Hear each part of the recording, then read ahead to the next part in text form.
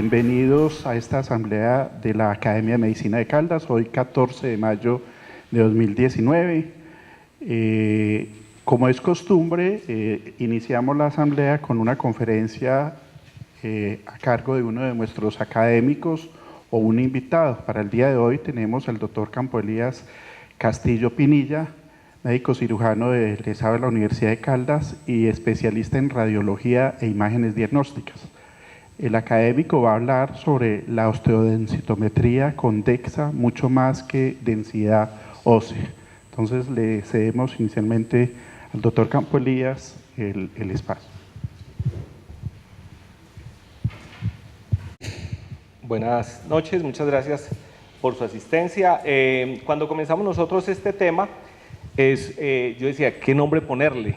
Porque pocos nombres más ladrilludos que este, pero no vi otra forma de ponerle y vamos a ver que no es tan ladrillo las cosas. Arrancamos con la pirámide poblacional, cómo éramos en Colombia en 75 y mire la pirámide poblacional cómo va a ser en el 2050, cómo va a estar en el 2025, teniendo pues una carga muy importante que con el aumento de la población y de la edad de la población y de la esperanza de vida, se nos van a presentar muchos más problemas de tipo metabólico y todos los problemas geriátricos que vemos. Para medir la masa ósea tenemos todo este poco de formas, pero de todas estas nosotros vamos a hablar específicamente hoy de la densidad radiológica dual, DEXA, es el que más nos interesa, pero se puede hacer con muchas otras fórmulas y este es, en el momento, es el más costo efectivo, disponible, barato y con menos contraindicaciones y puede repetirse las veces que se requiera y sus resultados van a ser altamente confiables. Un equipo de DEXA básicamente es este equipo, el cual tiene un cabezote que avanza, el paciente se acuesta, avanza el cabezote y va adquiriendo las imágenes. ¿Por qué energía dual? Porque nosotros utilizamos dos energías, una onda, un rayos X de baja energía y otro de alta energía.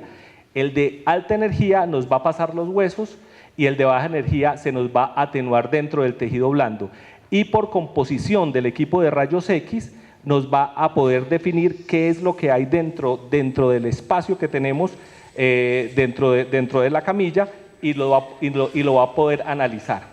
Dentro de ellos, entonces, tenemos el equipo, básicamente tiene un detector, tiene una fuente, se desplaza todo el brazo articulado a través de la camilla y se va a tomar, digamos, las imágenes como van a aparecer posteriormente. Utilizamos colimadores, detectores. Esto es básicamente un equipo de rayos X, pero digamos con la fuente abajo, como decir al revés, ¿no es cierto? Para producir energía dual hay unas maneras que son rayos filtrados y rayos de voltaje y tenemos nosotros, importante esto, que la forma en que hace los dos disparos, digamos el de alta energía y el de baja energía y la forma como lo adquiere es diferente según el equipo. Entonces, en el mundo básicamente hay dos formas de tomarla, estos son General Electric y Northland y este es Hologic.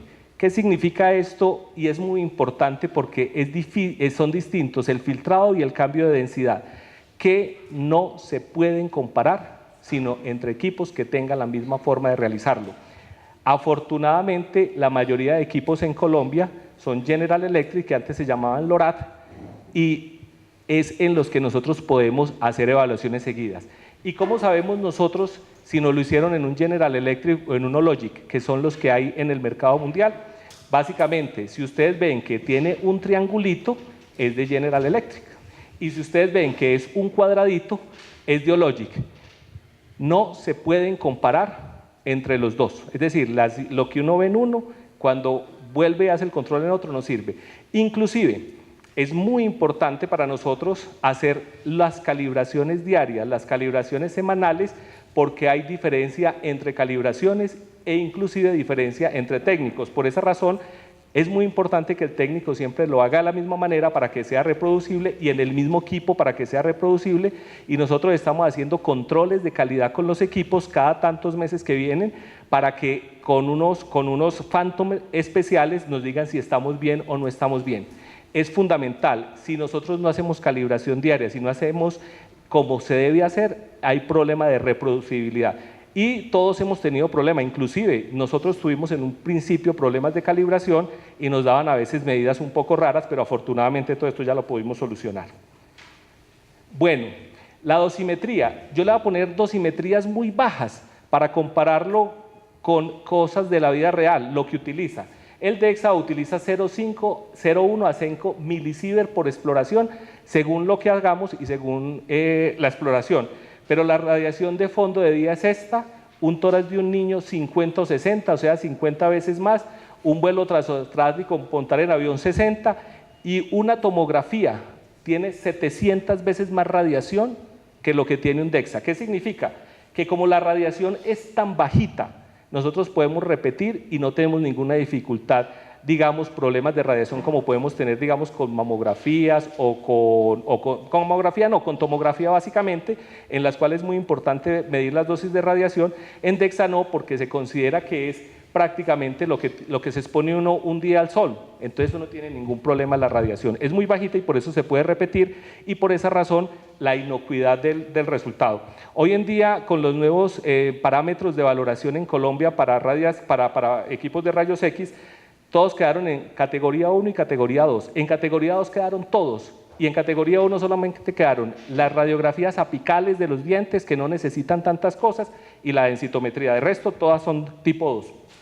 Bueno, vamos a ver qué es la osteoporosis. Es una enfermedad caracterizada por baja masa ósea, deterioro de la microarquitectura y aumento de la fragilidad y susceptibilidad a fracturas. La fortaleza ósea refleja dos factores principales. Una cosa es densidad y otra cosa es calidad. Las dos son importantes de valorar y vamos a ver cómo con las nuevas tecnologías que tenemos podemos ver microarquitectura que no se podía ver anteriormente en los equipos. La osteoporosis, yo no quiero llenarlos con esto, pero lo cierto es que la mortalidad de una fractura de cadera varía entre 1 al 10% durante la hospitalización y entre el 23 y el 30% al año siguiente de la fractura. ¿Qué significa? Cada que se nos fractura un paciente es lo que se denomina en los pacientes pediátricos, es el principio del fin. El 30% están muertos después de un año de la fractura. ¿Por qué razón? Por todo lo que implica la fractura. Entonces la carga económica es gigantesca, no solamente para el sistema, sino la carga social y la mortalidad tan elevada que tenemos nosotros. Y aquí vamos a seguir los estudios que hicieron en prevalencia en Bogotá. Todo esto es sacado del consenso colombiano que acabó de pasar de osteoporosis, en el cual nos dicen cuál es, digamos, en la Policía Nacional el 95% tienen osteoporosis del 32% y osteopenia del 42% de todo lo que se hace. Y aquí hay un elemento importante que se llama FRAX. El FRAX es una hoja electrónica que está libre, que está disponible, en la cual se preguntan unas cosas básicas de la edad, la estatura, si fuma, los esteroides, el antecedente de fracturas, el antecedente familiar, y ese FRAX nos va a dar la posibilidad del riesgo de fractura en los próximos 10 años. Es libre y se hace con y sin osteodensitometría. Ahorita vamos a hablar un poco más de FRAX. Y aquí vemos lo que valía en el 2015 las fracturas de cadera, las vertebrales quirúrgicas, las no quirúrgicas y las de radio, que son las que se consideran fracturas por fragilidad de los ancianos, y son estas cifras escandalosas de 205.600 millones que hace que se considere o se está pensando decirle al sistema de salud que considere que la osteoporosis es una enfermedad de alto valor, de alto costo, para que podamos hacer cosas efectivas en alto costo como lo hacemos en cáncer o como lo hacemos en otras enfermedades de alto costo. Aquí rápidamente vamos a mirar que el continuo, que es la remodelación ósea, los osteoclastos se adquieren a la superficie, absorben el hueso, entran a la cavidad y forman hueso nuevo, y el hueso formado es igual a reabsorbido, que es, digamos, la fisiología normal de lo que ocurre en el hueso. Y aquí la importancia de conocer bien esta fisiología es que hay medicamentos para cada sitio y medicamentos para cada cosa, para cada elemento, digamos, hay unos reabsortivos, otros anabólicos, otros que disminuyen la reacción blástica, otros que las aumentan, y todos ellos pues hacen parte del manejo farmacológico, pues que eso ya escapa a lo de nosotros de radiología. Nosotros acá vemos que los huesos más afectados son los trabeculares, y por esa razón la mayoría de fracturas ocurren en la columna, en la cadera, en la zona de trabeculación y en el radio, que son los distales. Los factores de riesgo de fractura no los vamos a volver a decir, son muchos y esos son los factores predisponentes y en la historia natural de los riesgos de fractura. Pero entonces vamos a hablar aquí qué nos dice la OMS, a quién debe hacérsele una densitometría ósea, a las mujeres con edad mayor o igual de 65 años, ¿a cuáles? A todas. Mujeres menores de 65 años y tienen un factor de riesgo como un bajo peso corporal, un índice de masa corporal de menos de 19, fractura previa por fragilidad, uso de medicamentos de alto riesgo, especialmente los esteroides, enfermedad o condición asociada con pérdida de hueso y cualquier persona que esté en tratamiento con el fin de monitorear el efecto de la osteoporosis. Eso es muy importante porque la idea es que cuando uno manda una osteodensitometría le pueda hacer seguimiento al paciente para ver si mejoró o no mejoró con ese tratamiento y qué se va a hacer en el futuro. ¿Cómo se hace una osteodensitometría? Esta es para hacer la normal, al paciente lo acostamos, tenemos que tener muy claras el elemento anatómico que nos saque un poquitico, que nos meta un poquito la cabeza femoral, que nos estire un poquito la columna y no nos quede con esa lordosis, que nos pegue más a la mesa para que sea más real. Cuando utilizamos, esta es digamos para la columna lumbar. Cuando en todas también utilizamos para el fémur, tenemos que tener el pie en abducción para que nos quede bien tipificado, para poder ver bien la cantidad de hueso que necesitamos, que sobre todo el de la cabeza y el del cuello femoral, perdón, y que nos quede, que cada que veamos las exploraciones puedan ser repetitivas.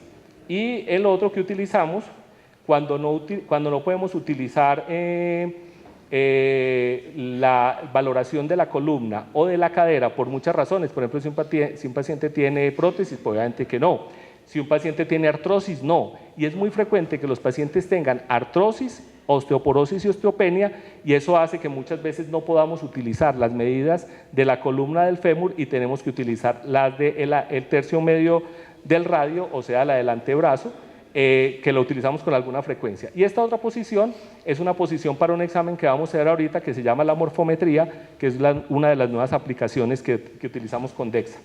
Nosotros, ¿cómo entregamos los reportes? Los entregamos valorando las 4 vértebras. Cada que nosotros vemos, tenemos que buscar, por ejemplo, el sitio donde está la densidad. Esta nos dio por allá arriba, eso es un error, y es un error porque aquí tiene una zona de esclerosis que nos afectó. Entonces, como nos afecta esa zona de esclerosis, nos vamos con la del fémur. La del fémur nos dio, pues digamos, con un T-score de 1.6 y 2.2, menos 2.6 y menos 2.2, ya les digo cómo se valora esto, y no nos sirve tanto y nos fuimos fue con la del fémur, y la cabeza del fémur nos da un T-score de menos 0.41.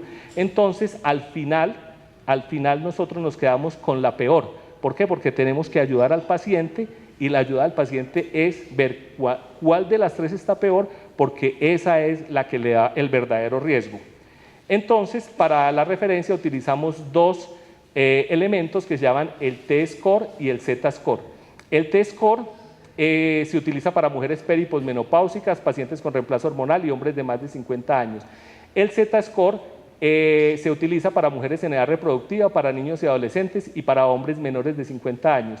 El T-score es el pico de masa ósea que usted alcanza más importante en su vida, que está alrededor de los 25 años. Ese es el T-score. Y lo comparamos en el tiempo contra ese de 25 años. El Z-score es cuando lo comparamos con las personas que tienen la misma edad, y las mismas características demográficas. Y entonces nosotros siempre utilizamos el T-score, que es la base para valorar osteoporosis, osteopenia. Y los sitios, los 3 que les acabo de decir. En los niños hacemos cuerpo total, como les voy a decir ahora en adelante. Entonces, el T-score tiene unas desviaciones estándar. Entonces, si el paciente está entre menos 1 desviación estándar y 0 o más, consideramos que el paciente está muy normal. Si está entre menos 1 y menos 2.5 desviaciones estándar, decimos que tiene baja masa ósea y que tiene una osteopenia. ¿Qué es lo que pasa? que a medida que va pasando vemos cómo van cambiando los riesgos de fractura. Entonces el riesgo de fractura es el doble de lo normal cuando el paciente tiene osteopenia, que está entre estos dos, entre el menos una desviación estándar de 2.5. Cuando hablamos de más de 2.5 desviaciones estándar, estamos hablando de osteoporosis, y la osteoporosis siempre hay que tratarla. ¿Por qué razón? Por la carga que acabamos de decir. Cuando tiene menos de 2.5 desviaciones estándar y presencia relacionada con fractura o fragilidad ósea, hablamos de una osteoporosis establecida, y cuando tiene menos de 3.5 desviaciones estándar por acá abajo, hablamos de una osteoporosis severa. Y osteoporosis severa nosotros lo vemos con alguna frecuencia. Entonces, el riesgo de fractura es el doble de lo normal con osteopenia, el cuádruple de lo normal con osteoporosis, y por cada desviación estándar que se aleje, el riesgo aumenta de 1.5 a 2.5 veces de fractura.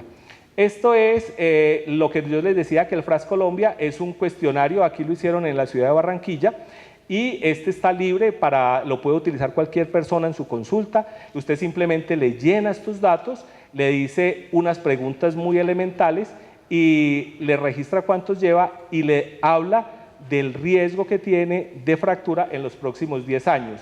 Entonces tenemos una tabla donde cuando estamos en rojo es tratar, cuando estamos en verde es no tratar, pero acá enviar a densitometría ósea, y cuando enviamos a densitometría ósea ya nos define bien cuál es tratar y cuál es no tratar. Esas gráficas dependen del país, con qué se quiere o con qué no se quiere manejar. Hay sitios que donde cuando a usted le sale un riesgo de 4% de fractura grave en próximos 10 años comienzan a manejar, y hay otros que llevan hasta 20. En Colombia, según el último consenso, se dice que cuando el riesgo es de más de 10, se debe tratar. Entonces, con la densitometría definimos cuándo tratar y cuándo no tratar. Tenemos acá el consenso colombiano de osteoporosis del 2018, donde nos dice bien cómo es el manejo. Este está también por internet, lo pueden bajar. Dicen cuál es el T-score, qué hacer cuando el T-score está entre 1 y 2.5, a qué utilizar el FRAX, y acá nos va diciendo todo cuál es el manejo que se debe hacer, que el manejo puede ser farmacológico o no farmacológico, y el manejo farmacológico o no farmacológico depende pues de todos los elementos que utiliza el especialista, con los exámenes clínicos, con los exámenes de laboratorio, y se define qué tipo de manejo se da. Los elementos de primera línea con fractura o sin fractura, cuáles dar, el ácido solidrónico, el alendronato, el denosumab, el terapride. La ventaja es que hoy en día hay muchísimas formas medicamentosas de tratar la osteoporosis, y cada cual tiene su algoritmo y se le puede hacer seguimiento con los estudios de densidad ósea. Lo más importante que les decía ahorita es que cuando usted encuentra a un paciente con osteoporosis o osteopenia, usted comienza a tratarlo. Y cuando comienza a tratarlo, usted no sabe si el paciente va bien o mal. La única forma de saber cómo va bien o mal es repitiéndole con el tiempo la osteodensitometría, pero es muy importante que sea con el mismo equipo y ojalá con los mismos criterios y con las mismas tabulaciones que se tienen específicamente, porque si no, no se pueden comparar. Y con el tiempo va viendo el tratamiento cómo va mejorando la masa ósea. Aquí llega un pico donde, por ejemplo, este paciente interrumpió el denosumab y cuando le volvieron a mirar se perdió todo lo que se había ganado. En general hay medicamentos que se pueden dar durante pocos años, otros durante muchos años. Hay unas cosas que llaman las vacaciones con cada uno de los medicamentos que se utilizan hoy en día. Esto sería para otras charlas. Aquí tenemos al doctor Edgar Castro, que es el experto en manejarnos a nosotros todos estos elementos. Hasta aquí hablamos de osteoporosis, osteopenia. Hay que decir muy claro que el análisis, digamos, de la osteodensitometría ósea no es solamente ver la gráfica ni donde nosotros nos utilizan, sino tener en cuenta todos los distractores, todos los errores que hay para valorar la densitometría ósea. Entre ellos está un paciente que tenga mucha escoliosis, un paciente que tenga esclerosis, un paciente que se esté fracturando. Es muy llamativo porque cuando se está fracturando la columna baja en su tamaño y entonces como esto mide la densidad por espacio de tiempo, le da la sensación a uno que está más elevado, que está normal, y resulta que está peor es porque se fracturó y porque se está volviendo pequeña. Eso, por ejemplo, no lo puede calcular, no se puede calcular directamente con los elementos normales de la densitometría, sino con otras aplicaciones que ya vamos a ver aquí en adelante. Entonces, dentro de las otras aplicaciones, hasta aquí vemos pura densitometría, o sea, vamos a mirar qué vemos nosotros, y hay algo que se llama la morfometría vertebral. La morfometría vertebral, ¿qué es? Es la valoración de la fractura vertebral y es la medición de los cuerpos mediante una adquisición lateral de la columna, donde se puede valorar la pérdida de la altura para clasificar fracturas por fragilidad. Hay efectos distractores, o sea, todo esto nosotros siempre lo tenemos que tener presente, por eso nosotros, el ideal es que el radiólogo o la persona que hace sepa valorar adecuadamente los elementos distractores y tener en cuenta todas las patologías o que no quedaron bien los estudios para poder definir y dar un mejor manejo. Nosotros vemos exámenes de la columna. Las indicaciones para la morfometría es mujeres mayores de 70 años de edad. Cuando alguien pierde más de 4 centímetros, los ancianos comienzan a disminuir de peso. Cuando tiene más de 4 centímetros, lo más probable es que comiencen a existir fracturas vertebrales y cuñas que están bajando el peso, que están bajando la estatura. Reporte de una fractura no documentada o consumo de glucocorticoides de más de 5 miligramos al día de prednisolona por un periodo mayor de 3 meses. Estas son las indicaciones de una morfometría vertebral. Y la morfometría vertebral se hace con índices de masa corporal entre 15 y 35, es decir, nosotros todo lo que hacemos tenemos que tenerlo bien documentado y definir cuándo se puede y cuándo no se puede. Entonces, es muy bonito porque uno utiliza 6 puntos de referencia en cada vértebra y estos 6 puntos de referencia uno los va colocándole con el cursor cómo están y al colocarle con el cursor cómo están lo compara con la clasificación de fracturas de Ganán, que nos dio una muy buena clasificación para definir si las fracturas son en cuña, son bicóncavas o son por aplastamiento, si son leves, moderadas o severas. Y con esto, que a uno le parecen todas las fracturas iguales, uno dice, no, tiene fractura en cuña que es la más fácil de ver, pero muchas veces las bicóncavas o la por aplastamiento son diferentes. Y cuando nosotros que leemos TAC y que leemos radiografía lateral, muchas veces no vemos la fractura o no nos llama la atención. La ventaja con esto es que son objetivas porque por ejemplo, un paciente de nosotros en el cual nosotros le medimos a cada una de las vértebras y el equipo nos dice cuánto tiene de masa en cada sitio, cuánto tiene de densidad y de masa en cada sitio, y acá por ejemplo el mismo equipo nos dice, vea, aquí hay una fractura en T4 moderada y aquí hay una en L3, que normalmente si uno la ve uno dice, no, esto aquí no hay nada, pues aquí veo unos osteofitos, pero como nosotros vamos y a cada cuerpo vertebral en la forma lateral le hacemos el manejo de los 6 punticos que hicimos, nos va a dar exactamente y con exactitud cuándo está fracturado, cómo está fracturado y lo podemos comparar con la clasificación que acabamos de decir. Entonces, la importancia es que midiendo la fractura con elementos que son reproducibles, podemos definir cuándo realmente un paciente tiene o no tiene una fractura vertebral. Y acá nos da también todo el radio y todo, y nos mide una por una, toda la columna nos mide una por una lo que cada vértebra y podemos definir con exactitud el riesgo. Entonces el resumen, analice la técnica, interprete la técnica y en general debe incluir evaluación visual y no depender únicamente de la morfometría, es decir, no solamente ver lo que a uno le pasa al técnico, sino valorar integralmente la columna del paciente. Este es el primero de los elementos que yo les decía que se puede hacer con DEXA, que estamos haciendo y que tiene unas indicaciones específicas. Ahora vamos a ver una de las cosas que más me llama la atención, que más me tiene emocionado con el DEXA, es este elemento que se llama TBS, Trabecular Bone Score. Nosotros con la densitometría vemos cuál es la densidad de la vértebra, específicamente del hueso, pero no podemos ver la calidad de la microarquitectura. y con el TBS nosotros estamos valorando la microarquitectura. Muchas veces cuando un paciente comienza a tener una fractura, se colapsa, y cuando comienza a colapsarse, a veces no vemos la fractura y no sabemos cuál la va a hacer. ¿Cuál es la importancia? La importancia es que con el TBS, que es independiente de la masa ósea, traduce la calidad por dibujos de píxeles. Entonces, acá tenemos la trabeculación ósea normal, cómo nos da el hueso y cómo nos da los píxeles entre uno y otro espacio.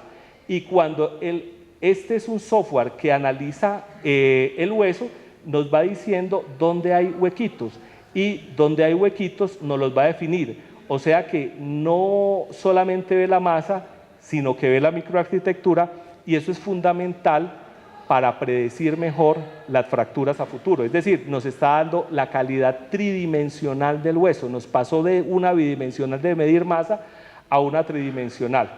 Este es un software independiente de las marcas, funciona con todos ellos. Una ventaja que tiene este TBS es que si el equipo tiene guardados estudios anteriores, se puede hacer TBS de todo lo anterior sin necesidad de volver a llamar al paciente. Los objetivos, acá pues vamos a mirar es una valoración de riesgo de fractura, cómo funciona, cuál es el valor de referencia, cómo define el posicionamiento, cómo podemos reconocer las fracturas según la clasificación de Yenan que la puse, y protocolizar las herramientas en los centros donde tenemos TBS. ¿Cómo funciona? En una microarquitectura densa, el software logra proyectar sobre un plano una variación de gris de píxel a píxel. Es decir, mientras que una estructura porosa se produce una imagen con bajo número de variaciones de píxel, pero de mucha mayor amplitud. Lo que les decía, pasamos de ver la vértebra en 2 dimensiones, en 3 dimensiones, y para mirar cómo está la trabeculación dentro de la vértebra.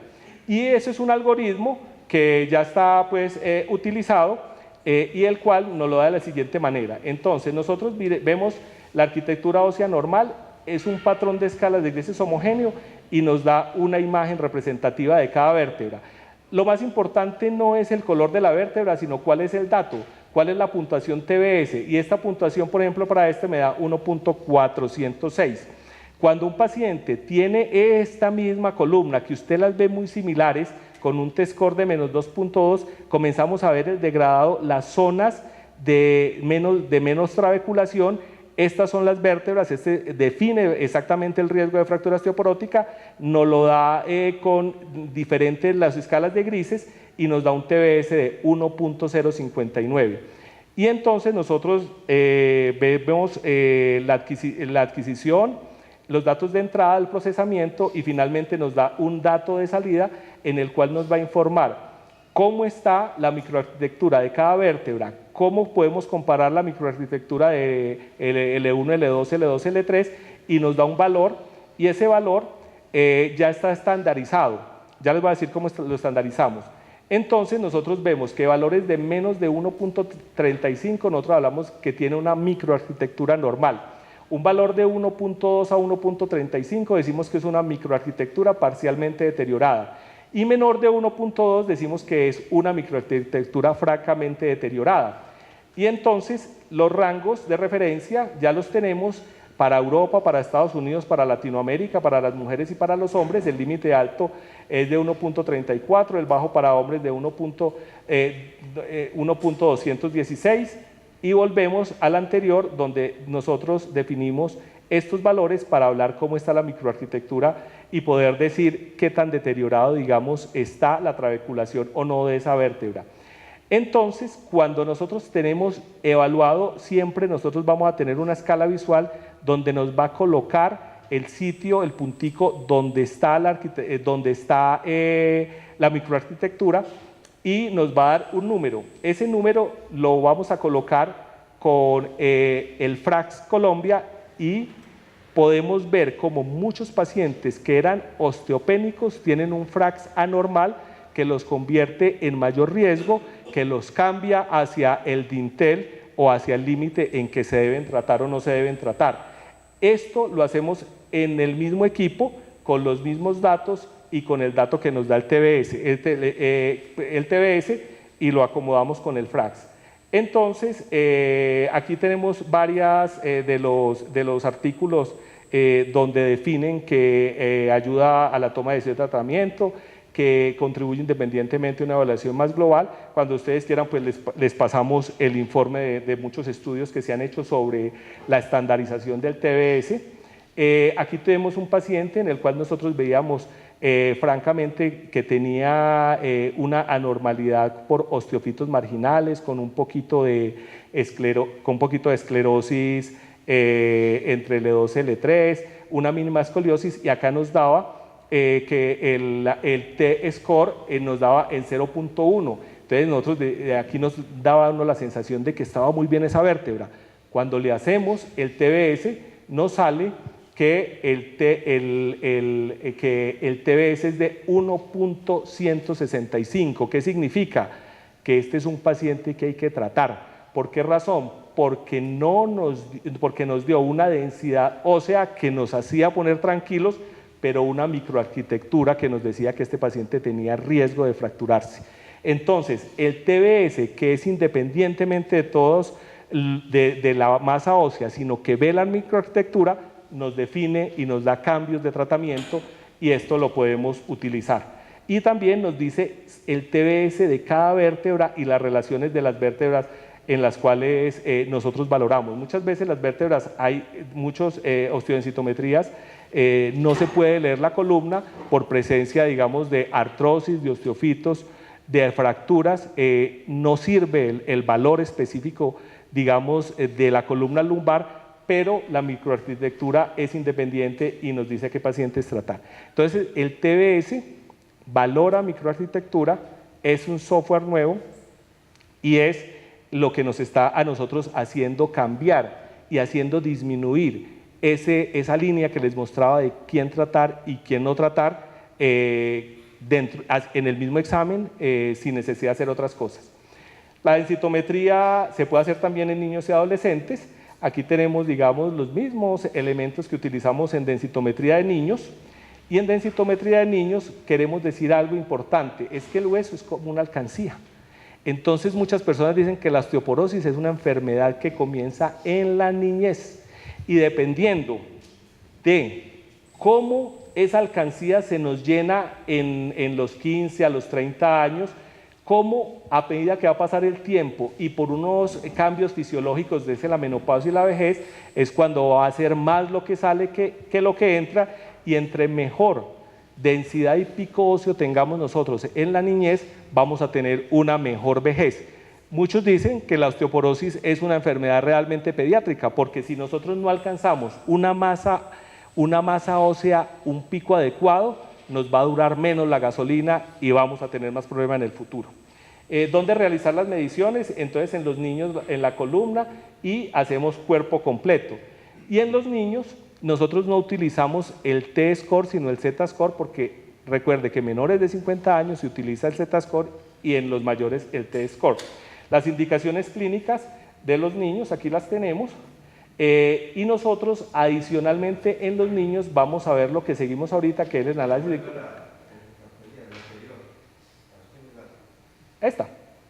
Estas son más o menos, digamos, las indicaciones clínicas, que son las mismas en los cuales en los niños no van a tener esa alcancía de tener una buena densidad con el tiempo, y serían en los niños en que habría que hacerle la osteodensitometría. En los niños nosotros no utilizamos solamente la densidad ósea, sino utilizamos el análisis de composición corporal, que es lo que sigue y que son las otras indicaciones absolutamente fascinantes de la osteodensitometría.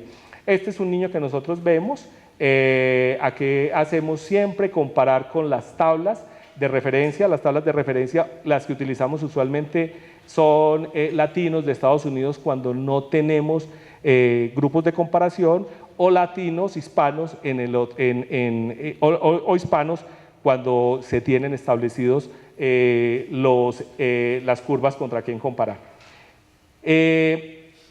Esto es lo absolutamente fascinante que tiene la osteodensitometría ósea, y es que nosotros podemos hacer una composición corporal total por DEXA. ¿Cuánto se demora esto? Se demora 5 a 7 minutos la adquisición, y la adquisición entra a valorar exactamente qué partes del cuerpo y cuánto pesan. Vamos a hablar primero de las indicaciones. Las indicaciones son muchas en medicina interna: obesidad, riesgo cardiovascular, HIV, medicina del deporte, rehabilitación de lesiones, entrenamiento, en endocrinología, todas estas. En geriatría, ahorita vamos a hablar de geriatría, el cambio, digamos, más importante y lo que más se está utilizando la composición corporal es para la valoración de sarcopenia. Gastroenterología en malabsorción, pediatría en desórdenes de nutrición y en farmacología para valorar la masa magra para dosificar medicamentos. Para hacer métodos de medición de composición corporal están todos estos, pero nosotros vamos a hablar específicamente del DEXA. Nosotros cuando hacemos composición comportamental, hacemos medición, cuando hacemos análisis de composición, hacemos básicamente la composición compartimental de tres compartimentos, pero hay metodologías combinadas, inclusive ya donde se mide las proteínas, el glicógeno, el agua, pero vamos a ver específicamente cómo funcionan estos compartimentos que vemos nosotros. La ventaja de la composición corporal en DEXA es que es reproducible, accesible y validada. La exposición radiológica tan bajita y que se puede hacer individualizada y regional. ¿Qué utilizamos nosotros los tres compartimentos? Le tomamos una imagen completa con osteodensitometría y nosotros podemos clasificar dónde está la masa grasa, cuál es la masa magra, que la principal es el tejido muscular, y dónde está la masa ósea. Los equipos de DEXA se pueden utilizar con los diferentes colores que queramos. Entonces aquí digamos el hueso, aquí vamos a valorar un poquito más la masa magra, se puede colocar en colores verdes, azules, los que sea, y ya les voy a decir cuál es el que utilizamos nosotros actualmente. Nosotros cada que hacemos una composición corporal total tenemos que decirle al técnico que tiene que ser exactamente reproducible y tener en cuenta todos los elementos técnicos como se hace este estudio, que es algo que hay que hacer y repetir para que siempre se estandarice y se haga lo mismo. Nosotros podemos hacer mediciones de contenido mineral ósea, del esqueleto y regional, análisis de composición corporal, la precisión y el tiempo de exposición, ya como les decía, que queda entre 3 y 7 minutos, si es gordito pues es un poquito más. Bueno, los resultados, nosotros en composición podemos ver el valor del índice de masa corporal, la densidad mineral ósea, la masa magra total, la masa grasa total y el porcentaje de masa grasas y el porcentaje de la masa grasa. Bueno, los resultados de la densitometría siempre nos va a dar, como todo, dentro de una curva, y dentro de esas curvas lo comparamos con las poblaciones generales en donde ya está validado cada elemento de los que utilizamos. Y aquí esta tablita es muy importante porque quiero mostrarles algo. Nosotros nos devolvemos una que me quede más bonita acá, la que me quedó más bonita creo que fue esta. Esta es la forma como se hace la composición corporal total, y cada elemento que nosotros le ponemos una rayita, el equipo nos va a decir qué pasa dentro de este cuadro que tiene el miembro superior, qué pasa dentro de este cuadro que tiene el tórax y el cuello, qué pasa dentro de este cuadro que es para medir grasa visceral, qué pasa dentro de este cuadro grandecito que nos mide la masa abdominal, qué pasa dentro de este cuadro que es la pelvis, qué pasa dentro del cuadro del miembro inferior derecho y del miembro inferior izquierdo. Es decir, él nos va a medir en cada uno de esos cuadritos cuál es la composición de ese sitio específicamente, y después nos va a decir en el análisis avanzado, por ejemplo, que tenemos el brazo derecho, que tenemos los gramos de tejido, que tenemos, por ejemplo, 4.5 kilos que pesa el tejido. De esos 4.5 kilos, 2.35 es grasa, 2.150 es músculo, es magro, es músculo, y 172 gramos que es hueso. Y resulta que nosotros podemos ver no solamente el brazo derecho, sino el brazo izquierdo, y podemos decir de la pierna derecha y la izquierda, y podemos decir del tronco, del tronco del lado derecho e izquierdo y podemos definir el tejido graso y muscular de la región androide, de la ginoide, del total y después en este análisis es donde es válido realmente la valoración de la masa corporal porque es absolutamente objetivo y nos va a decir cómo está cada partecita del cuerpo en masa, grasa, en masa magra, o sea, músculo y vísceras, y en hueso, de cada parte del cuerpo. Y después de esto nos dice cuál es la masa de tejidos blandos, cuál es el porcentaje de grasa sobre el total de todos los tejidos y cuál es la grasa abdominal BAT, que ya vamos a decir eso. Además nos dice algo importante y es que nos saca la tasa metabólica de reposo y el índice musculoesquelético relativo. Resulta que la tasa metabólica es importante porque el consumo energético del músculo es distinto al consumo energético del hueso y es distinto al consumo energético de la grasa. Y con él como hace un análisis de todo el cuerpo, de los 25 kilos de grasa que tienen en el cuerpo, entonces le va a decir, estos 25 kilos se gastan tanto por día. Y entonces le va a decir uno al final del cuento, nos va a decir, es que este señor se gasta 1.236 calorías para vivir. Eso es lo que básicamente para vivir, para respirar, para lo básico. Y le puede definir, digamos, en medicina deportiva, que es donde más utilizan, para hacer las dietas y para hacer los requerimientos exactos de calorías que necesita un paciente según el rendimiento de lo que se le va a poner al paciente. Importantísimo, el riesgo cardiovascular. El riesgo cardiovascular lo valoramos con la distribución de la grasa. Hay dos tipos de obesidad, la obesidad androide, que es en manzana, la del hombre, y la ginoide, que es en forma de pera. Nosotros tentativamente decíamos, es que nosotros valoramos esto con índice de masa corporal, y resulta que nosotros tenemos que estos dos individuos tienen el mismo índice de masa corporal, porque este tiene puro músculo, el músculo pesa más que la grasa, este tiene más grasa y menos músculo, y entonces estas dos personas le hacemos el índice de masa corporal y nos da igual, y resulta que el riesgo de estas dos personas no es ni siquiera parecido. Es decir, son completamente diferentes y por esa razón el índice de masa corporal no se debe utilizar para verificar riesgo cardiovascular. El índice de masa corporal es de la obesidad clínica, pero tiene un problema, el peso sobre la talla al cuadrado, que mide el exceso de peso, pero no el exceso de grasa, y que no es género específico, es decir, es lo mismo para hombre y mujer. Eso no tiene sentido. Cuando nosotros sacamos el índice de masa grasa por DEXA, que es este índice, la medición no se confunde del exceso de grasa con la masa magra. Y los valores de referencia son género específicos y lo tenemos de 5 a 9 kilogramos por metro cúbico en mujeres y de 3 a 6 kilogramos por metro cúbico en hombres. Antes, para la evaluación del sobrepeso, teníamos peso, talla, índice de masa corporal y el perímetro de la cintura.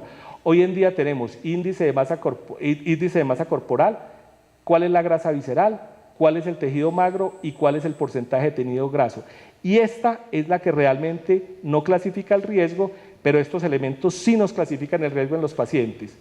Nosotros vemos que con DEXA podemos ver el hueso, la grasa, el magro y el óseo, como les he dicho, y las relaciones androide, ginoide y BAT, que ya vamos a ver qué es eso. Nosotros tenemos un tejido graso que es esencial y de almacenamiento. El de esencial está en estos sitios, el de almacenamiento está rodeando los órganos subcutáneos y tenemos un hueso magro básicamente dado por los músculos, ligamentos y tendones. Y dentro de la grasa tenemos dos tipos de grasa, una grasa subcutánea y una grasa visceral. La grasa subcutánea es una reserva energética y la grasa visceral son células metabólicamente más activas y estas son las que nos va a definir cuál es el riesgo del paciente y estas las podemos sacar con el análisis que estamos hablando. Aquí les voy a mostrar más o menos cuál es la diferencia en una pelvis. Esta es una tomografía de un hombre y esta es una tomografía de una mujer. Acá vemos los elementos pélvicos, la vejiga, esta es un poquito más arriba. Nosotros vemos cómo esta persona tiene mucho masa muscular en la pelvis y tiene el tejido graso que es este delgadito. Esta es la distribución androide. y la distribución ginoide de las mujeres, ahorita hablábamos de la forma de pera y de la forma de la manzana, es que la grasa de las mujeres es una grasa excesivamente subcutánea, que es la que da volumen a la región glútea, con unos grupos musculares un poco más pequeños, y esa es la diferencia que nosotros tenemos más o menos en la pelvis. Y entonces vamos a poder ver con DEXA cómo sacar la relación androide-ginoide. Y esto se relaciona con dislipidemia, riesgo de infarto, mortalidad de mujeres y en los niños con resistencia a la insulina. Esta correlación está bien establecida. Entonces, ¿qué hacemos nosotros? Volvemos otra vez a la composición corporal.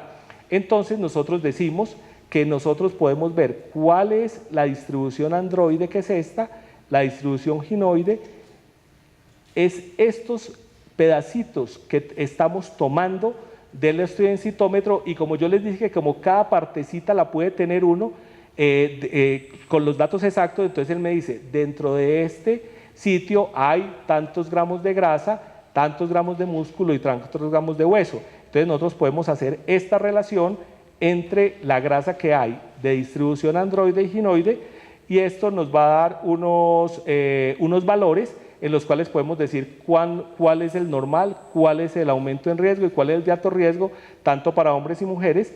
Lo establecemos y lo cambiamos. Ahora vamos a mirar este otro elemento que es tal vez el de los más importantes también para la evaluación de riesgo cardiovascular, que se llama el BAT. El BAT es la grasa adiposa tisular. Es preciso, tiene menor radiación que la tomografía y menor que la resonancia, puede reemplazar la relación androide-ginoide en la predicción de riesgo metabólico y es el mejor predictor, es mejor predictor que el tejido graso subcutáneo. Aquí vemos la acumulación de grasa y aquí vamos a mirar qué es lo que ocurre. Esta es una mujer que tiene gran cantidad de grasa en el tejido subcutáneo.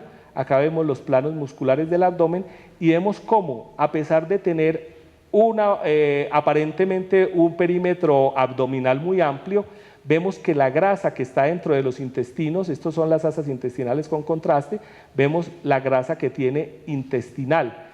Este es el BAT que va a analizar básicamente esta relación de esta grasa intestinal, de esta grasa visceral, perdón. En un hombre que vemos acá, vemos cómo que tiene una obesidad y que tiene mayor riesgo cardiovascular, vemos la distribución de la grasa, el músculo, pero vemos cómo dentro de ese abdomen está lleno de esa grasa metabólicamente más activa, que es la que valoramos con BAT. Entonces con el BAT nosotros le colocamos como una tajadita, como si hiciéramos un TAC o una resonancia magnética de unos cortes establecidos de 5 centímetros, y le ponemos el cuadrito y nos va a decir exactamente dentro de este cuadro, que es la zona más gruesa del abdomen, cómo está esa grasa subcutánea y la relación de esa grasa subcutánea contra la grasa visceral, que es lo que nos va a sacar este elemento.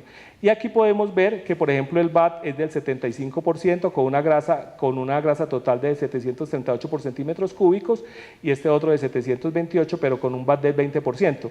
Podemos ver que son similares en tamaño, pero que el BAT es completamente diferente entre uno y otro, y esto es lo que nos está determinando la distribución del tejido adiposo abdominal. Por esa razón, esto sirve para poder valorar estos estudios, y se hace todo con el mismo equipo. Los resultados también, entonces en mujeres, en hombres, nos dice cuál es el riesgo de los riesgos especiales, y siempre están comparados entre mujeres y hombres, y el equipo nos da una clasificación normal, normal elevada o muy elevada, para nosotros poder hacer seguimiento. Lo más importante de esto es que es bonito con el BAT, es que cuando nosotros decimos, es que este paciente tenía 110 centímetros cuadrados en el BAT, lo ponemos a hacer dieta, y cuando ponemos a hacer dieta decimos, ve, nos bajó el BAT a 70, pero resulta que le define si está bajando la grasa visceral o está bajando la grasa subcutánea, porque el riesgo real está en la grasa visceral, y con este equipo nosotros podemos ver y hacer el seguimiento si realmente estamos cumpliendo objetivos de lo que queremos que es bajar la grasa visceral. Dentro de estos están los índices de masa grasa, que es la masa grasa por la talla al cuadrado, la relación androide-ginoide, que es el porcentaje de grasa, el ratio de la grasa del tronco contra las grasas de las extremidades y el porcentaje de grasa del tronco con la grasa de las piernas.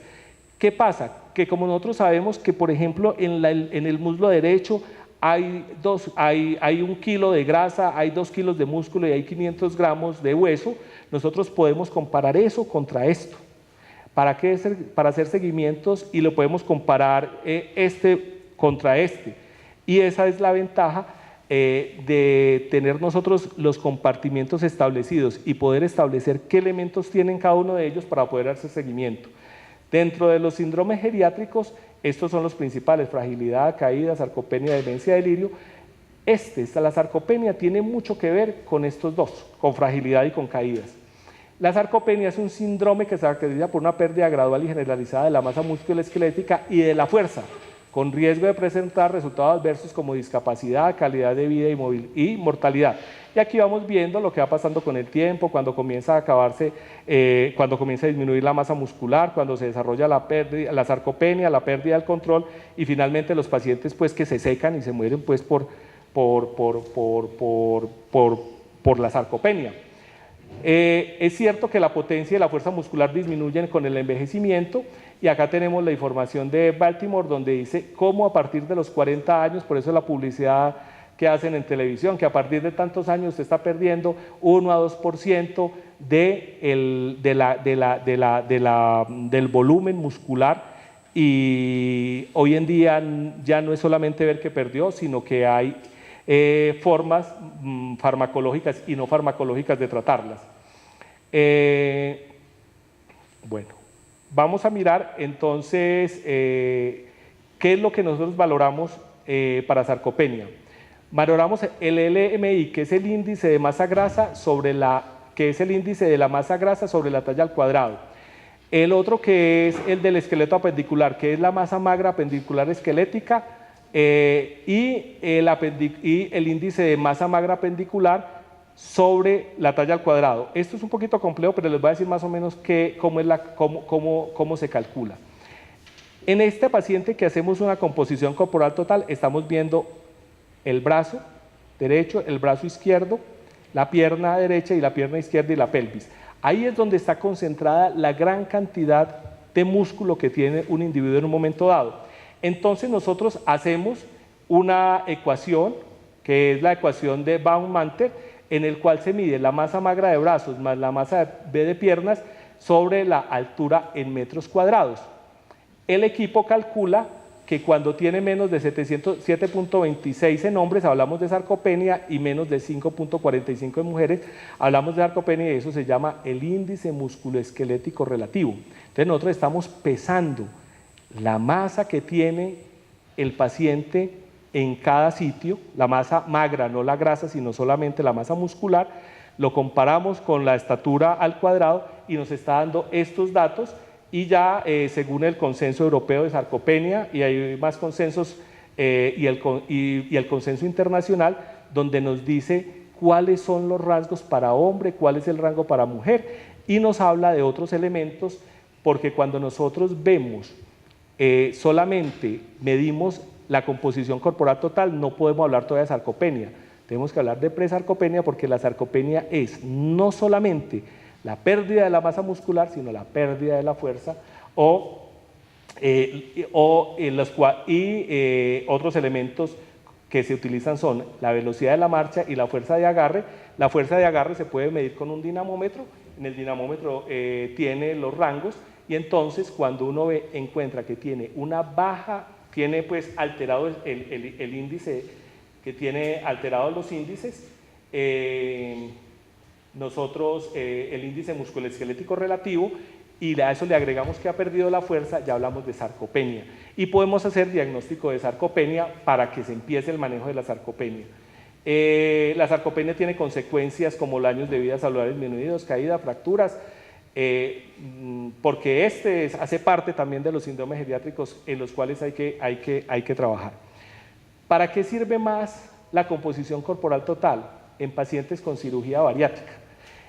En los pacientes de cirugía bariátrica vamos a mirar un ejemplo para explicarles fácilmente cómo es esto. Esta es una paciente de 29 años, 1,58 hispana, 118 kilos pesaba, le hicieron una manga y a la manga a los 5 meses pesaba 85.3 kilos. Entonces nosotros decimos, bueno, acá ustedes ven, dije, no, vea, se le recortó aquí el cuerpo. No, no fue que se recortó el cuerpo. Lo que pasa es que cuando el paciente tiene obesidad mórbida, no cabe dentro de la camilla del DEXA. Entonces, ¿qué ocurre? Uno lo puede calcular con mitades. Se supone que una mitad es igual a otra, entonces se le calcula la mitad del cuerpo y se supone que la otra mitad es igual para sacar y para evitar pues que el paciente no cabe en la camilla por lo gordo. Y acá, cuando le hicimos el control que ha perdido todo este peso, ya cabe, y entonces nosotros vemos cómo tenía un índice de masa corporal de 35, una grasa corporal total de 50.2, y teníamos que esta señora tenía 56 kilogramos de masa magra, o sea, tenía 56 kilogramos de músculo con vísceras, y tenía 59 kilos de grasa. Calcule pues eso, era pura grasa la señora, y una relación androide-ginoide de 1.33 y un VAT que no se pudo calcular. ¿Por qué no se pudo calcular? Como no cabía dentro del equipo, entonces no se podía tomar la circunferencia total, no se pudo calcular. Cuando el paciente lleva este tiempo, nosotros vemos que la masa magra pasó de 56 a 43 kilos. Pero ojo con esto, la masa grasa bajó de 59 a 37, perdió 23 kilos de pura grasa, es decir, va bien el paciente. ¿Por qué razón? Porque lo grave es, digamos, cuando un paciente obeso se trata y que el paciente inicialmente lo que comienza a perder es, primero, la grasa que está dentro del músculo, que es lo que llaman como el marmoleo, que dicen en otros sitios, y el paciente puede perder puro músculo, no pierde grasa a la velocidad suficiente. ¿Y qué ocurre? Que queda en el peor de los mundos, que queda en una enfermedad que se llama obesidad sarcopénica, es decir, queda gordo con poquito músculo. Eso es peor que cualquier cosa. Entonces, con este elemento nosotros podemos decir cómo viene la grasa decayendo, y esto nos lo da el equipo, y cómo el músculo no solamente no decae, sino que aumenta, porque no es solamente trabajar al paciente para hacer la obesidad, para manejar la obesidad, sino que tiene que tener fisioterapia, hay que ponerlo a hacer ejercicio para que pueda ganar músculo, y no solamente pues perder músculo, porque si pierde todo tampoco es ninguna gracia. Entonces, más o menos con este DEXA se puede hacer ese seguimiento, y uno puede decirle, un momentico, es que este señor está perdiendo mucho, pero está perdiendo mucho músculo, no me está botando grasa, entonces hay que hacerle algo, pues, y ya el especialista dirá cómo maneja las cosas. Este es un paciente con una pérdida de peso después de una cirugía de banda. Antes y después de la cirugía medía 130 kilos y ahorita pesa 102 kilos. Traje este por una razón. El software que se tenía antes era un software que a usted esto no le dice mayor cosa. ¿Por qué? Porque yo los veo como muy igual, como muy parecidos, ¿no es cierto? Pero con el software que nosotros incorporamos en nuestro equipo actual, ahorita les mostré que eso decía verde, uno no tiene la grasa verde, ni azul, ni nada. Entonces nosotros le dijimos a la persona que nos vendió el software que nos hiciera, por favor, una imagen visual de los elementos que necesitamos. Entonces la imagen visual nos dice, de este color azulito está el hueso, de este color rojito está el músculo, y de este color blanquito está la masa subcutánea, y aquí algo de la masa visceral del paciente. Entonces acá nos está dando un esquema visual en el cual nosotros podemos ver que este hombre de 41 años que se preparó para una maratón bajó su grasa corporal de 31.8 a 21.2, y podemos ver cómo esta grasa que tiene aquí en los miembros inferiores laterales, cómo ha venido disminuyendo, cómo disminuyó, y vemos cómo los grupos musculares están aumentando. Y no solamente es ver, comparar, irnos a leer en cada pedacito cómo está cada porción del cuerpo, sino que nos da una información visual que nosotros podemos hacer seguir y que entendemos. Entonces nosotros hicimos que nuestro software nos lo pusieran, este no es de nosotros, que nos lo pusieran de esa manera para poder hacer seguimiento visual de cada uno de los 3 compartimentos que estamos evaluando con el índice de masa corporal. Entonces, ya que tenemos aquí médicos deportólogos, vamos a hablar de una serie de tecnologías que nosotros utilizamos, y es que se puede valorar en el seguimiento y en el ejercicio la composición corporal. La tasa metabólica de reposo es la cantidad de energía que gasta en reposo en un ambiente neutralmente templado. Se puede utilizar para determinar la ingesta calórica y para ver los diferentes niveles de actividad y edades en que se debe hacer. La masa grasa, la masa magra y el hueso tienen diferentes rata metabólica de reposo, y la rata metabólica de reposo sube con los aumentos de la masa muscular, incluso si el peso no cambia. O sea, que a medida que la persona está ganando músculo por el ejercicio, por lo que nosotros tenemos en terapia de recuperación nutricional, o paciente simplemente que es un fisicoculturista o que está saliendo de una enfermedad, en esos pacientes nosotros le podemos calcular la tasa metabólica de reposo, y esa nos sale en el equipo y nos dice cuál es la tasa para cada paciente, especificando la energía que gasta básicamente cada parte del cuerpo. Aquí simplemente les quiero mostrar muchos de los estudios que se han hecho en pacientes de rehabilitación, jugadores en Estados Unidos que les hacen seguimientos, cómo pasa el peso en Estados Unidos es en libras, ¿no es cierto? Y cómo es el índice de masa corporal. Inclusive hay algo llamativo, nosotros tenemos ya dentro de nuestro software en español y en libras y en el sistema métrico decimal, porque antes teníamos una dificultad muy tremenda porque dice, no, es que ese tiene tantas pulgadas, y resulta que nosotros medimos pulgadas, o tiene tantas libras, y una libra no son 500 gramos y no 453, entonces ya con el software en español, con lo que tenemos para América Latina, con los hispanos y con las tablas de hispanos de Estados Unidos, nosotros podemos ser mucho más exactos en el seguimiento. Simplemente un paciente, por ejemplo, un deportista sufre una ligadura, sufre como cualquier futbolista una ruptura del ligamento cruzado anterior, el paciente se fue como Falcao 6 meses, 6 meses de incapacidad, y en esos 6 meses, digamos, hay que monitorizar qué pasa, no solamente con la grasa, con el músculo, una persona que estaba enseñada a entrenar y a no entrenar, y después se le puede valorar exactamente, por ejemplo, si es zurdo derecho, qué pasa con el músculo en el lado derecho contra el izquierdo y en qué momento tiene una buena masa muscular para recuperar esa pierna o recuperar la otra. Entonces se pueden hacer seguimientos inclusive para deportes específicos. Estos son cambios de tendencia en un nadador que ganó grasa y perdió masa magra, entonces esta es una persona que ya no va a rendir lo mismo. Y esta es otra de las utilidades que tiene estos estudios, y la utilidad la vamos a dar es, si yo soy médico deportólogo, ¿qué es lo que quiero mirar? Entonces yo quiero mirar músculo. Si yo tengo riesgo cardiovascular, ¿qué es lo que quiero mirar? Grasa. ¿Y qué puedo hacer? ¿Cómo tengo que hacer el seguimiento en el mismo equipo y cómo va pasando con el tiempo? ¿Qué va pasando con cada uno de estos compartimentos en el tiempo? Entonces, la composición corporal total, riesgo cardiovascular, sarcopenia, obesidad, cirugía bariátrica y deportistas de alto desempeño. En sarcopenia es, digamos, donde de pronto aquí con el grupo de geriatría queremos, el doctor Felipe Morón ha estado muy entusiasmado para mirar cómo podemos integrar el DEXA para hacer evaluación de estos pacientes. Y la sarcopenia no solamente se valora en pacientes por edad, sino también valorar la sarcopenia en algunas enfermedades especiales, básicamente en pacientes con EPOC. El paciente con EPOC pierde toda su grasa muscular, o pacientes con cáncer.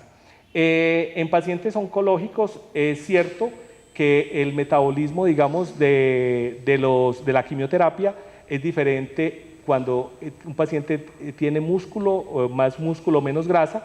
Entonces, algunos han dicho que podría en el futuro utilizarse para pacientes oncológicos para calcular la dosis de quimioterapia, no por superficie corporal como siempre, no por índice de masa corporal, sino por índices de masa magra y de masa grasa, que es más exacto como vimos anteriormente.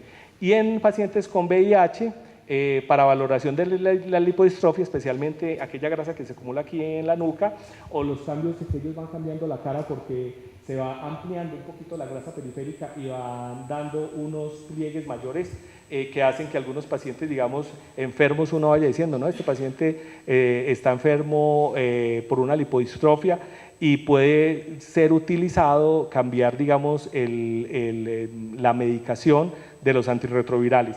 Estos todavía no están bien establecidos, pero parece que fuera el futuro.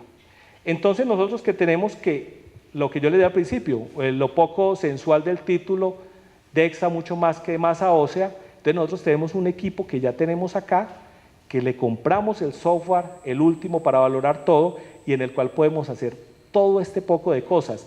Podemos hacer composición corporal, morfometría, TBS, valoración de la microarquitectura, y no solamente la densidad ósea, que es para lo que nosotros lo estamos utilizando.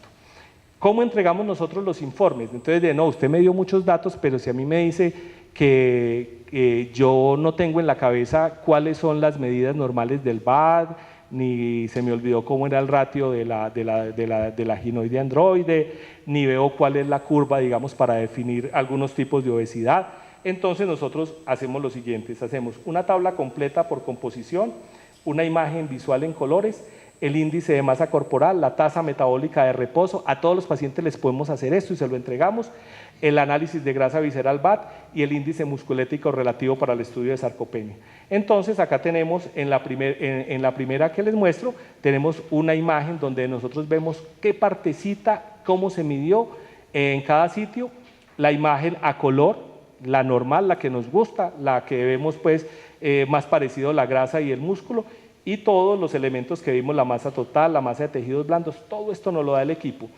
Y entonces, cuando nosotros entregamos, decía, esta es una señora hispano, nació en tal fecha, tal, pesa 60 kilos, y entonces nos dice, la tasa metabólica de reposo es de 1.051 calorías día, eso es lo que necesita esta señora según toda la composición que yo le acabo de hacer, ¿no es cierto? Porque entonces es distinta el metabolismo de la grasa y del músculo, y acá nos da unas indicaciones generales. Le decimos cuál es el índice musculoesquelético relativo, que es de 0.09, y lo comparamos con la tabla. Y nos dice el índice de masa corporal, acá nos da el índice de masa corporal, que nos dice en cuál está dentro de la categoría que tenemos, y después nos dice el BAT. Entonces nosotros utilizamos la relación de grasa ginoide androide, que acá nos las está dando. Entonces nos está dando la grasa corporal total, aquí nos está dando el índice ginoide androide y nos está diciendo en qué rango está el paciente, qué porcentaje, y cada elemento que yo le acabo de decir nos dice cuánto está en kilogramos, dónde tiene la masa grasa, nos lo tiene en español, y al final, digamos, en el BAT nos dice 1.463 volumen por centímetro cuadrado, y nosotros lo llevamos y lo comparamos sobre si ese rango es normal o no. ¿Cómo entregamos esto, por ejemplo? Estos son pacientes reales, ¿no? Estos ya son pacientes que nosotros hemos visto, y que así es como estamos entregando los reportes. ¿Cómo entregamos una densitometría? Una densitometría nosotros damos no solamente el reporte de la densitometría, sino que a todos le hacemos análisis óseo y le colocamos FRAX. Cuando nos pagan el TBS, que es más costoso, pues lo hacemos con TBS, pero nosotros también lo podemos hacer con fémur, con masa femoral,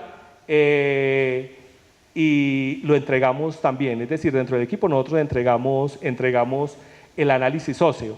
Y yo estoy pensando que si le entregamos el análisis óseo, como no todo el que manda los estudios es especializado ni conoce de esto, también pienso, no lo he hecho ahora, pero pienso en adelante, mandarles, digamos, el consenso colombiano de osteoporosis, pues para que vayan viendo, digamos, para qué lado se van o no se van. Y en niños nosotros también hacemos el análisis completo. Entonces nosotros acá vemos la densitometría, vemos el sitio dentro de la tabla en donde tiene el T-score. Acá vemos el T-score y el Z-score. Aquí es muy importante porque digamos quienes manejan hueso saben que cuando hay una diferencia de más de 1.0, tiene que eliminarse esa vértebra y hacerse la medición entre vértebras alternativas que también están. Eso hace parte pues ya digamos del análisis que nosotros hacemos allá cuando analizamos la osteodensitometría. Acá tenemos el de fémur, y acá tenemos cómo estamos entregando el reporte últimamente, donde nosotros vemos la evaluación, cómo estamos clasificando y cuáles son las recomendaciones. Entonces las recomendaciones, esto ya nos lo está dando el software, donde nos dice que es conveniente, vitamina D y calcio según tal cosa, y acá nos está diciendo muy bien cómo nos sale el test score y cuál es la masa y cuáles son las medidas que estamos específicamente utilizando. Acá esta hace también parte de la misma evaluación. Y acá este es el FRAX, entonces aquí por ejemplo no es con TBS, sino lo estamos haciendo con fémur, en el cual le anotamos dentro del equipo las preguntas que hace el FRAX, y aquí nos dice que la fractura osteoporótica grave es del 3.4% en los próximos años y una de cadera del 0.1%. Entonces, factor de riesgo ninguno, y la recomendación es que no necesita pues hacerse nada adicional. Entonces, nosotros también estamos entregando con FRAX, con fémur, y también con TBS, también lo vamos a entregar posteriormente para el análisis de cuáles son los pacientes que se deben medir. Tenemos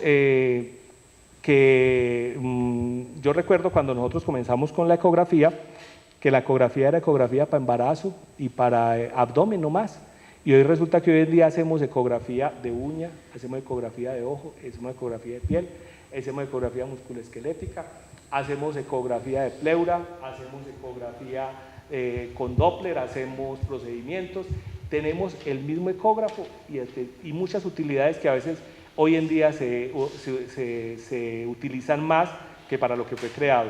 Cuando llegó el TAC pensaba que era solamente para cráneo y para cerebro, y hoy en día resulta que a TAC hacemos de todo y hacemos más TAC de otras cosas que de cerebro.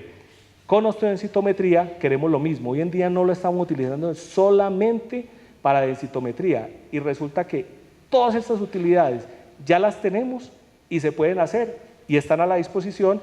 Estamos abiertos porque apenas estamos empezando el camino en esto, vamos a tener errores seguramente de interpretación o errores de algunas cosas que con el tiempo vamos a ir mejorando, vamos a estandarizar, queremos tener el apoyo digamos del grupo de geriatría acá. Aquí digamos tenemos un valor importantísimo que es el doctor Edgar, que es la persona que está liderando la ortogeriatría en esta parte del país, y que él nos puede colaborar mucho en difundir y en tratar de disminuir toda esa mortalidad, toda esa morbilidad y toda esa carga real que tienen los pacientes con enfermedades. Primero, que son una catástrofe pública, de salud pública, que es la osteoporosis, y segundo, con los problemas, la sarcopenia y todos los otros elementos que aquí les acabo de decir. Muchas gracias por su atención. Doctor Edgar, última intervención. Yo creo que lo importante de todo lo que habló el doctor Campo Elías es que tenemos herramientas para hacer una terapéutica más precisa. Ahorita el doctor hablaba del costo. Realmente el costo de estos no es de mucho valor, porque las terapias que usamos tanto para obesidad como para osteoporosis sí son muy costosas. Yo les puedo decir, por ejemplo, una terapia con un osteoformador como teriparatide vale 900.000 pesos mensuales, o por ejemplo un medicamento para obesidad como Saxenda vale 900.000 pesos mensuales, y de pronto no todos los pacientes se beneficiarían de eso. Un ejemplo es, el doctor hablaba de un índice de TBS. Si el TBS es bajito, serviría mucho formar hueso, pero si el TBS es normal o alto, probablemente otra terapia de otro grupo terapéutico podría ser la indicada, aunque en estas patologías crónicas son complementarias.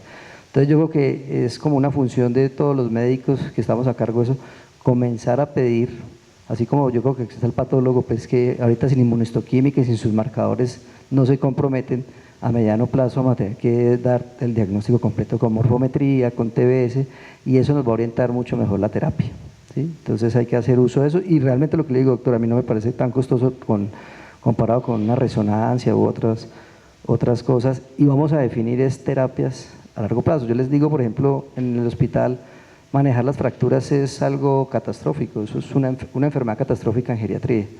Y uno va y mira, y estoy viendo a mis profesores con las esposas, con las hermanas, y uno dice, pero esta niña tiene 86 años y en citometría, no, no, doctor. Y lo ve uno cargado de estatina, asa, antiagregante, con todo, y no se ha hecho por encima de los 80 años vacunación, prevención de caídas, tamizaje de osteoporosis y tamizaje cognitivo. Y somos nosotros. Entonces yo les decía, vamos a hacer una campaña más o menos como de 4 charlas. Yo en esta pues no iba a complementar al doctor, que es lo que estamos haciendo aquí es vital, educar, educar y educar. Por ejemplo, un zóster. Usted no sabe qué es tener un zóster hospitalizado ahí, el dolor, y con una simple vacunación hubiera sido una estrategia mucho más efectiva. Entonces, quiero resaltar pues la importancia de lo que el doctor Campolias estaba mostrando. Muchas gracias. Entonces seguimos con el secretario que nos tiene en el orden.